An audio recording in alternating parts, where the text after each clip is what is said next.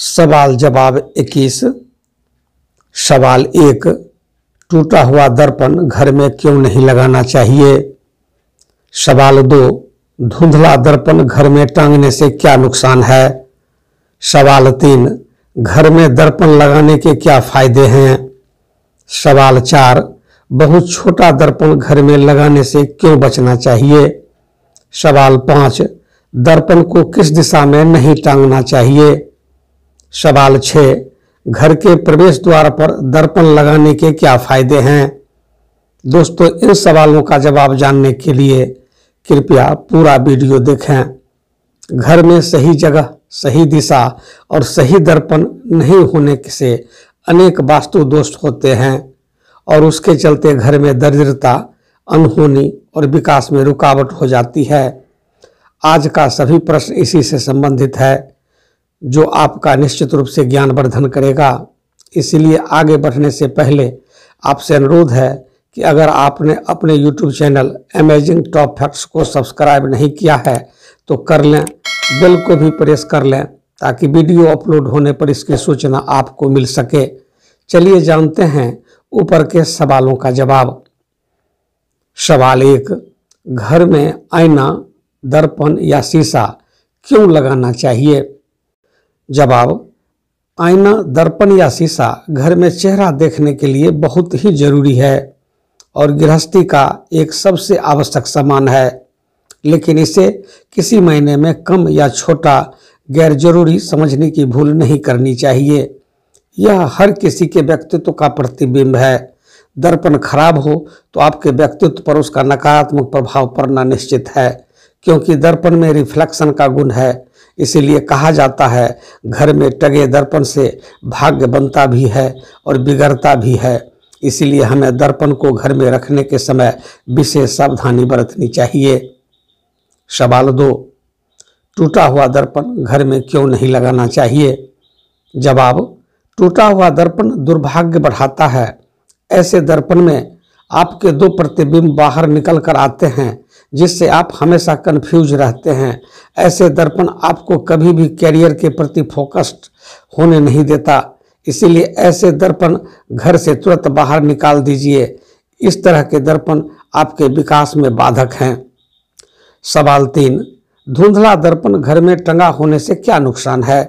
जवाब, दर्पण में आपका चेहरा सही नहीं दिख रहा है तो ऐसा दर्पण आपको मानसिक रूप से परेशान करता है, आपके भीतर झुंझलाहट पैदा करता है।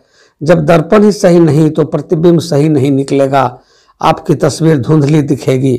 ऐसे दर्पण व्यक्तित्व के विकास में बाधक साबित होते हैं। ऐसे दर्पण से आत्मविश्वास में कमी आती है। इसीलिए धुंधला दर्पण घर में भूल कर नहीं रखना चाहिए। सवाल 4, बहुत छोटा दर्पण घर में क्यों लगाने से बचना चाहिए। जवाब, बहुत छोटा दर्पण भी भाग्य को आगे बढ़ने नहीं देता। इसीलिए घर में वैसा दर्पण लगाएं जिसके सामने आप खुद को निहार सकें, आप स्वयं को देखकर खुश हो सकें। दर्पण के सामने खुद से बात करें, इससे आपके व्यक्तित्व में विकास होगा। इससे बोलने की शैली में सुधार कर पाएंगे। इंटरव्यू में जाने से पहले दर्पण के सामने खुद से बात करें, इससे आपका आत्मविश्वास बढ़ेगा। भाग्य को साथ देने के लिए घर में एक बड़ा दर्पण होना जरूरी है, जो आपके व्यक्तित्व को निखार सके। सवाल 5, दर्पण को किस दिशा में नहीं टांगना चाहिए। जवाब, दर्पण को भूलकर भी दक्षिण दिशा में नहीं टांगना चाहिए। दक्षिण दिशा में यम का स्थान होता है। यम की दिशा में दीवारों पर सिर्फ मृतक पूर्वजों के चित्र ही टांगे जाने चाहिए। अगर आप उस स्थान पर दर्पण टांगते हैं तो घर में नकारात्मक ऊर्जा बढ़ेगी। अगर दक्षिण दिशा में दर्पण है तो किसी भी शुभ कार्य में जाने से पहले आपको दर्पण में देखने के लिए दक्षिण दिशा की तरफ मुंह करना होगा। इससे आपके शुभ कार्य निष्फल हो जाएंगे, व्यापार में घाटा होगा, तरक्की रुक जाएगी। सवाल 6, प्रवेश द्वार पर दर्पण लगाने से क्या फायदे हैं। जवाब, अगर आपका घर या आपके रहन सहन को देखकर किसी को ईर्ष्या होती है और वह मन ही मन आपसे जलता है, उसकी बुरी नज़र आपकी खुशहाल जिंदगी पर नहीं लगे, आपके मकान पर नहीं लगे, उससे बचने के लिए आप दर्पण को उस जगह पर टांग दें कि कोई भी आगंतुक अगर आपके घर में प्रवेश करता हो तो सबसे पहले उसकी नज़र उस दर्पण पर पड़े। यह किसी की नज़र की काट के लिए सबसे बेहतर उपाय है। अब आप समझ गए होंगे नज़र लगने से बचने के लिए दर्पण घर के प्रवेश द्वार पर लगाया जाता है। आज के लिए बस इतना ही। मुझे उम्मीद है कि आज का वीडियो आपको बहुत पसंद आया होगा। अगर आपको अच्छा लगा हो तो अपने दोस्तों को शेयर करने में कंजूसी नहीं करिएगा।